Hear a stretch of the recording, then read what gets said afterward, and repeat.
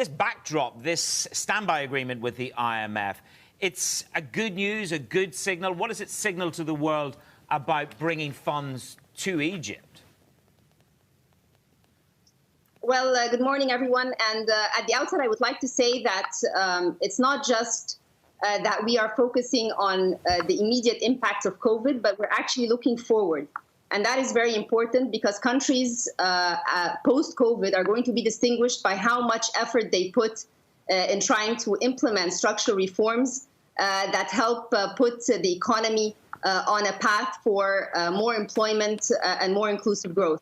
So this is something that we have been able to do pre-COVID. We had concluded a very successful reform program by summer of 2019, and that has allowed us to enter into this crisis with a very good fiscal as well as foreign exchange position.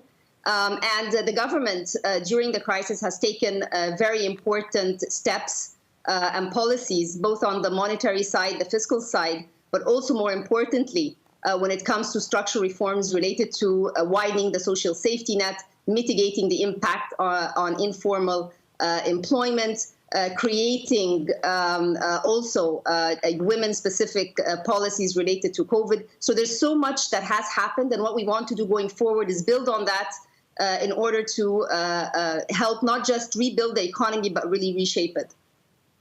Mm-hmm. Minister, you say you want to build on that. So let's flesh this out a bit more in terms of the kinds of targets you've set yourself for this year and beyond. Have you been able to secure some of the financing? I mean, we know that you have been able to do that. What else is in the pipeline in terms of that financing? So it's, I used to work in the IMF before, and something that is very important, and I'm sure that all of you cover, any IMF program has to be fully financed, and that's where other multilateral and bilateral partners of development come in. In the case of other finances, and that is whether we're talking about the African Development Bank, we're talking about JICA, the French, the World Bank, etc. What we have been working on in the Ministry of International Cooperation is to make sure that the Sustainable Development Goals are not overlooked in the midst of all of this. So you will find that we have created a multi-donor platform for very specific sectors that will help actually push the economy forward. That includes electricity, transportation, the health sector, given the focus globally now on that and also nationally. We also have not only help or support to the sovereign, but also to the private sector through credit lines to Egyptian banks that are availed through the EBRD and the EIB. So it's really a multi-dimensional and a multi-sectoral effort to create sort of more impetus into sectors which are going to help the economy. So for instance, when I talk about electricity, Egypt has just received 2 awards from EBRD, one in terms of sustainable energy, the other one in terms of gender.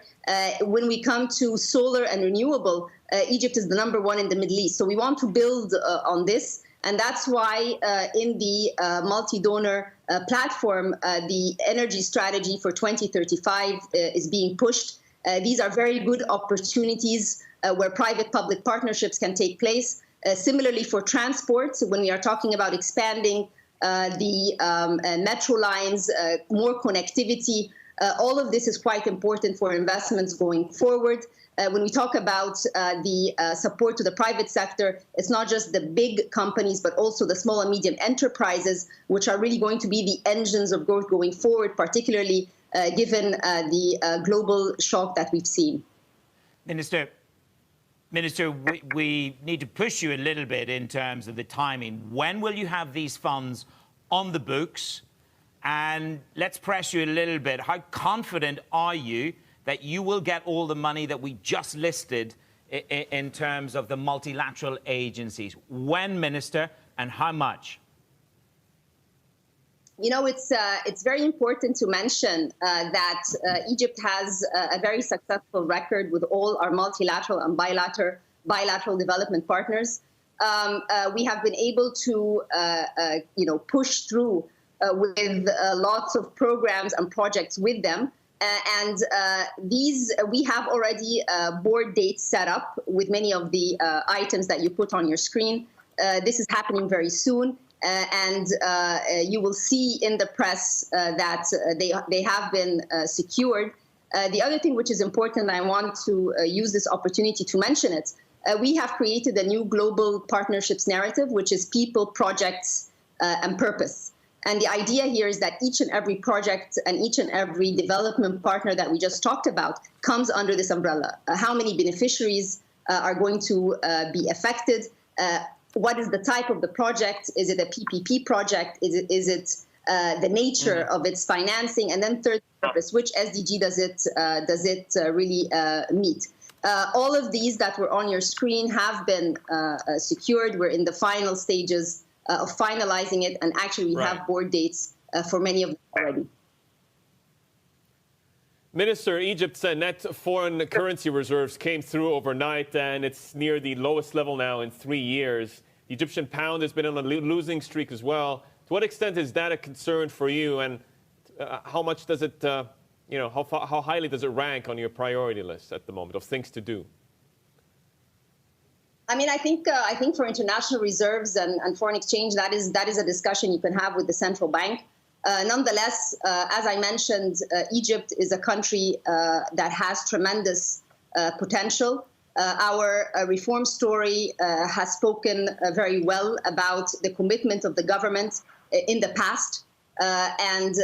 We are not new to shocks. We always have shown resilience. And I believe that, given our commitment to structural reforms, what we call the second wave of reforms, and these reforms focus on creating an enabling environment for the private sector, increasing productivity, creating more inclusion and focusing on sectors of priority. All of this is going to speak for itself going forward.